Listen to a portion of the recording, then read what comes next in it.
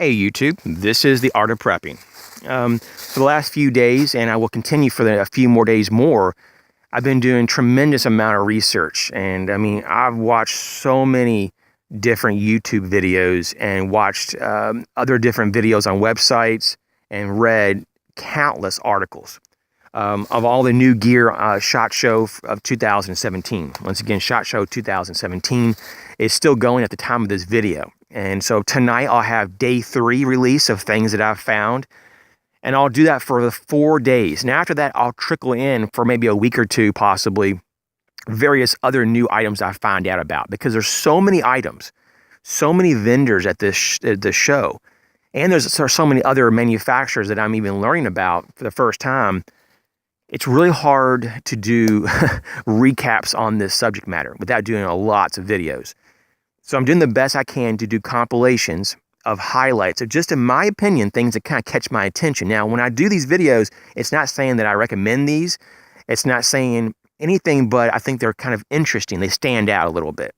I'd say for me personally, over 90% of them, I wouldn't even buy for myself. It's just things that you may be interested in. Things that kind of just get my attention, but not so much to the point that I have to pull my wallet out.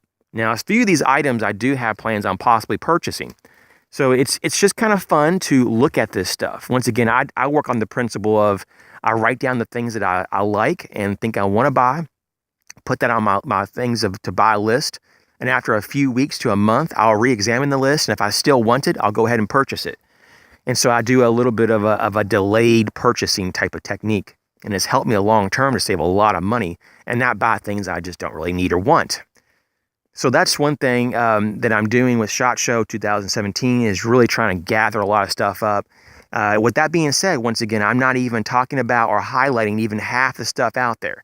I'm probably lucky to touch on maybe 5 to 10% of the stuff that is new for 2017 when I get done with this whole multi-part video series over the next few weeks. So you want to investigate the manufacturers that you love to figure out if there's still stuff that, I didn't talk about because maybe it just didn't appeal to me.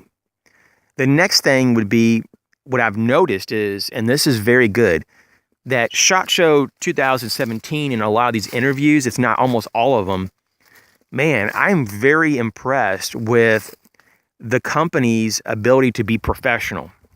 At least on the viewer side of it, there's people who seem to be very knowledgeable about their products.